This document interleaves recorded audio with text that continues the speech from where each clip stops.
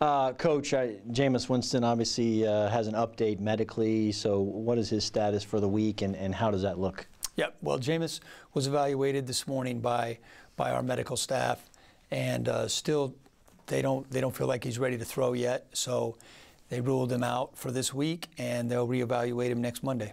How do you move forward? I mean, you get notification, okay, my quarterback cannot play, and you have to keep moving. It's how does that process work for you when you get that information? Yeah, well, I mean, heck, we'd love to have Jameis out there if he was healthy, but injuries, I say all the time, are the worst part of this game.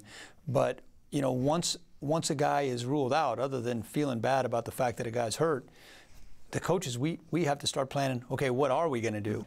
When you watched Ryan Fitzpatrick through camp and the playing time he was able to get out here on the practice field, have you seen the chemistry growing between he and the other receivers, the guys he maybe didn't have all the reps with that Jameis has had all this time?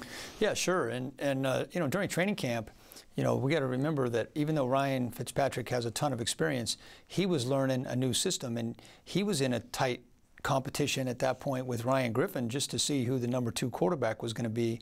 But I never had any doubt that once Ryan Fitzpatrick, if it ever came up that he would have to play, he played good enough for us to win a week ago against the Jets. He played much better yesterday against the Dolphins, and we're expecting him to play even better this week against Atlanta.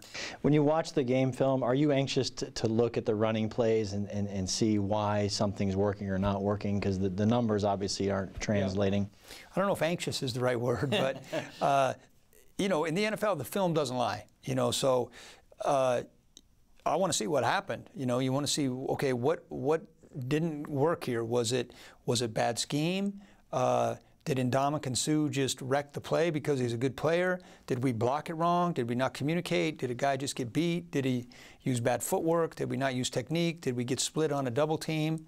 And guess what? It's a combination of all those things. Defensively, we'll say the 4 turnovers, not the 5th turnover being the last that was crazy my favorite. play. You like that one the best? That was my favorite one. That ate up the whole highlight show. Yeah, that was a good one. You need more time on that. I agree. Let's put that one in. Forcing the turnovers. What is going so right for that? I mean, you have guys that come to the football. They know how to do this. But what is going so right that's it's allowing these turnovers to take place? Well, number one, they work on it every day. Number two, they believe in it, and then they come in bunches. I can't explain it, but it's a confidence thing. One guy gets it, other guys see it on tape. I mean, that fumble recovery, that hit, tackle, and fumble recovery by Ryan Smith, to see a corner make that big of a hit and then get that ball that quick. And then Chris Connie, he really almost had the interception that Robert McClain got.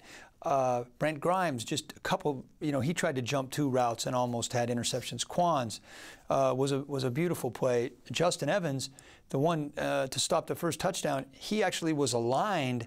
He had bad alignment on that play. He gave up leverage and made a fantastic play to get the interception. That was a beautiful play. He's got to learn to stay in the end zone, though, after that. Just lay on the ground a little bit. Yeah, stay there. Let's take it to the 25.